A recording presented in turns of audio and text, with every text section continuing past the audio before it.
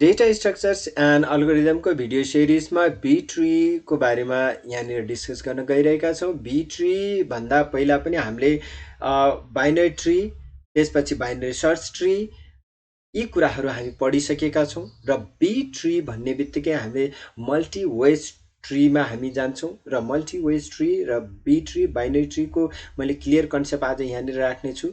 जस्तै be tree एउटा one of special मल्टिवेज tree हो हैन। मल्टिवेज ट्री भन्ने बित्तिकै त्यहाँनिर दुईभन्दा बढी चिल्ड्रेनहरू नोड या चाइल्ड नोडहरू थप्न सकिन्छ हैन, जसलाई हामीले यसलाई ब्रोड भर्सन अफ बीएसटी पनि भन्छौँ बी ट्रीलाई। यसलाई यो सेल्फ ब्यालेन्सिङ सर्च ट्री हो।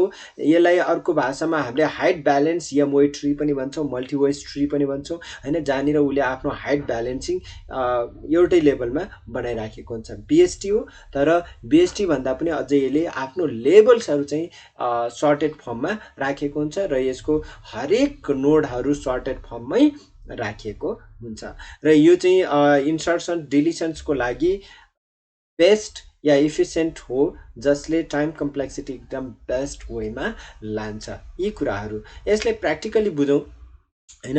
जस्तै म अब यहाँनिर अर्डर अफ दिएको छ। अब जस्तै मैले यहाँनिर नम्बर अफ किज मल्टिवेज भन्ने बित्तिकै योभन्दा पहिलाको भिडियो मैले राखेको छु। नम्बर्स अफ किज पनि धेरै हुन्छ र नोड थप्ने वेज पनि हाम्रो धेरै हुन्छ, थपिने नोडहरू। यसलाई एक्जाम्पलको रूपमा अझै यसको प्रोपर्टिजको रूपमा हामी हेर्न सक्छौँ। तपाईँहरूले एकपटक हेर्नुहोस्, मिनिमम लिफको चाइल्ड चाहिँ हाम्रो 0 हुन्छ र त त्यसलाई लिफ भनिन्छ हैन। मिनिमम रुट हाम्रो इन्टर्नल रुट हाम्रो 2 हुनु छ हैन। यी कुराहरू अब यसलाई हामी क्याल्कुलेट गरौँ विथ एक्जाम्पल क्वेसन र एक्जाम्पल सल्भ गर्दाखेरि अझै क्लियर हुन्छ। जस्तै हामीसँग यो डेटा दिएको छ र यसबाट हामीले बी ट्री कन्स्ट्रक्ट गर्दैछौँ, जहाँनिर 4 वेज भनेर उसले डिफाइन गरेको छ, या 4 वेज, 3 वेज या 5 यम अर्डर। यो यम इक्वल टु 4 भनेको यम अर्डर अफ 4 भनेको हाम्रो त्यहाँनिर म्याक्सिमम वेज चाहिँ हाम्रो 4वटा हुन्छ है भन्न खोजेको। यसको अर्डर अफ यम 4 दिएको छु, त्यसो भए यसको म्याक्स की चाहिँ यम -1 गरेर हाम्रो तीनटा कीसम्म हामीले राख्न सक्छौँ, जसले गर्दा 4वटा चाइल्ड नोडहरू थप्न सक्यो, चिल्ड्रेन नोडहरू हैन। त्यसपछि मिन की यसलाई यम डिभाइड बाई 2 -1 गरेर मिन की चाहिँ 1। यो इन्टर्नल कीको कुरा गर्दैछौँ, हाम्रो मिनिमम की एउटा हुनुपर्छ है भन्ने कुरा।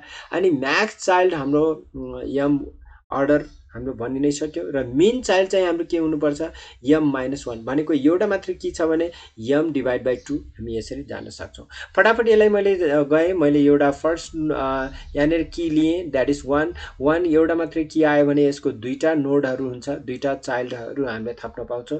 त्यसपछि यहाँनिर हाम्रो मिनिमम की कतिवटा, 3टासम्म राख्न पाउँछौँ। मैले लगत्तै यो पनि एसेन्डिङ अर्डरमा हुन्छ, 1 2 3। बाई द वे यहाँनिर क्वेसन इज द बेस्ट छ हैन। सो यहाँनिर अलरेडी सर्टेड फर्ममा छ, हामी सर्टेड गरिरहेछौँ। जब यो 4 आउँछ नि हैन, जस्तै 4 आयो, 4 त यत्तिकै त हामी जहाँ पाए त्यहीँ त राख्न पाएन, किनभने it is greater than all of this number हैन, पहिला आइसकेको नम्बरभन्दा ग्रेटर छ यहाँनिर। तर यहाँनिर हाम्रो म्याक्सिमम कति छ हामीले राख्नुपर्ने भनेको, नोड जम्मा 3टा छ। अब यो 3टा, तर यहाँ 4वटा भयो भने यस्तोलाई हामीले के भन्छौँ, overload.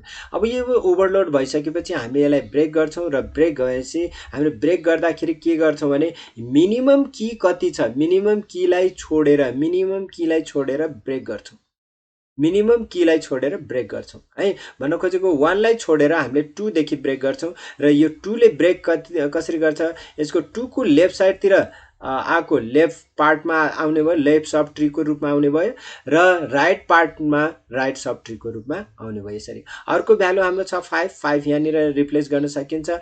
5 is greater than root node, यो रुट नोड हो नि हाम्रो 2 रुट नोड भन्दा पनि हाम्रो 5 इज ग्रेटर, त्यही भएर हाम्रो यसको राइट साइडतिर हामी पठाउँछौँ। र अर्को फेरि 6 अल्सो ग्रेटर, यो पनि राइट साइडतिर आयो। तर यहाँनिर फेरि पनि 4वटा नोड आइसक्यो, यो 4वटा नोडले फेरि पनि ब्रेक गर्छ र ब्रेक गर्दाखेरि मैले भने मिनिमम की हाम्रो यहाँनिर छोडेर ब्रेक गर्छ र त्यो ब्रेक फेरि माथि सर्छ। भन्न खोजेको जब यो यसरी आउँछ, यो 4 माथि गयो र 4 को लेफ्टतिर हाम्रो के छ, 3 छ र राइटतिर 5 एन्ड 6 छ, यसरी हामीले डिभाइड गर्छौँ। र यसपछि फेरि पनि अब हाम्रो अर्को 6 नोट यहाँनिर आयो, it is greater then 4, 6 is greater then 4, 4 को राइटतिर आयो। त्यसपछि 7 अर्को भ्यालु 7 छ, 7 पनि 4 भन्दा ग्रेटर छ, त्यही भएर यो राइट साइडतिर आयो। त्यसपछि 8 पनि 4 भन्दा ग्रेटर, 4 भन्दा राइटतिर आयो। तर यो 8 जब यहाँनिर 8 आउँछ, 8 इज ओभरफ्लो गरिदियो, ओभरलोड गरिदियो, किनभने यहाँनिर म्याक्स कि हाम्रो 3 हुनु पनि यहाँ 4 आइसक्यो। अब यो फेरि पनि यहाँनिर ब्रेक भयो, लिस्ट भ्यालु यहाँनिर लिस्ट कि एउटा छोडेर ब्रेक जान्छ र त्यो 6 चाहिँ माथि जान्छ र फेरि पनि 6 को लेफ्ट पार्टमा हाम्रो 5 छ, 5 is left part and right पार्टमा हाम्रो के आयो त 7 एन्ड 8। यसरी हामीले गर्नुपर्ने हुन्छ। अब जस्तै फेरि पनि हाम्रो यहाँनिर 9 आयो, 10 आयो, 10 लाई ओभरफ्लो, यो ओभरलोड गरिदियो, ओभरलोड आउने बित्तिकै फेरि पनि यसले ब्रेक गरिदिन्छ र 7 लाई लेफ्ट पार्टमा राखेर 8 माथि जान्छ हैन।